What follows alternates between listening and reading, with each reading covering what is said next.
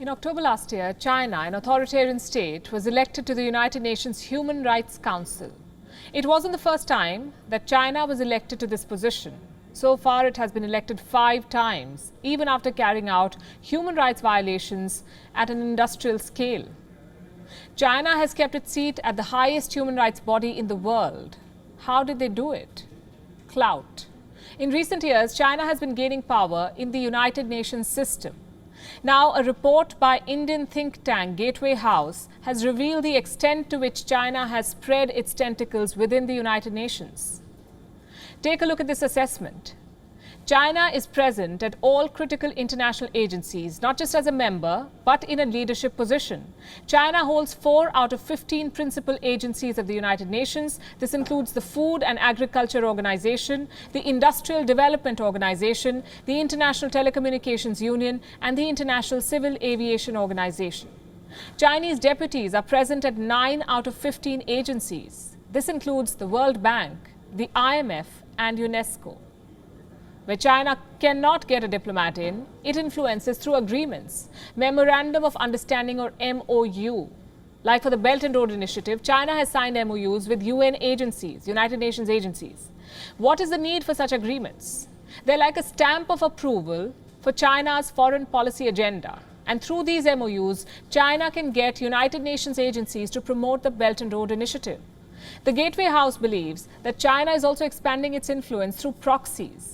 Case in point, they say, is Dr. Tedros, the Director General of the World Health Organization. Dr. Tedros was elected with China's support in 2017. He is the former Health and Foreign Minister of Ethiopia, a country that is one of the largest recipients of Chinese investments in Africa.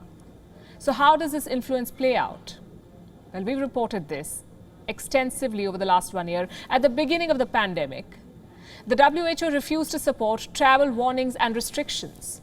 Gateway House believes this was an outcome of Chinese influence on the World Health Organization.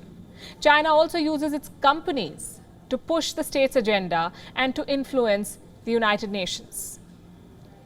The world body has an agency called the International Telecommunication Union. Now, this is a specialized agency for information and communication technologies. Last year, China made a pitch before this body. It suggested a way to radically change the internet. It was a way to export the great Chinese firewall. Guess who was leading the pitch?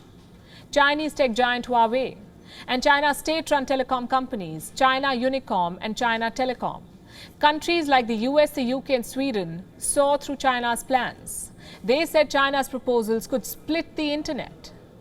They fear these changes will enable tracking by state-run internet service providers.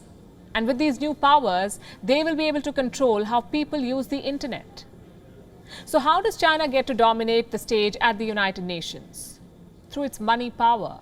Money is helping China buy influence. Between the year 2010 and 2019, China's mandatory contribution to the UN rose by more than 1,000%. You heard that right, 1,000%. The cherry on the cake, China stepped up its voluntary contributions too. They have gone up by 346% in 9 years. Let me show you a graphic. It was put out by China's state television network, CGTN. It calls China, and I'm quoting, a contributor to world peace. In 2019, China was the second highest contributor to the United Nations peacekeeping budget. That's how. It was also the second largest contributor for the regular budget of the UN. Beijing financed 12% of this budget in 2019, and in 2020, China paid more than $300 million to the United Nations by the month of May. All of this went to the regular budget. So here's what China is doing. Following a 3-part strategy to expand its influence at the United Nations. First, it is installing Chinese citizens to head UN bodies. Second, it is placing proxies across the UN. And third, it is using money power to buy influence. Why is China doing all of this? To construct a United Nations with Chinese characteristics. WION is now available in your country. Download the app now and get all the news on the move.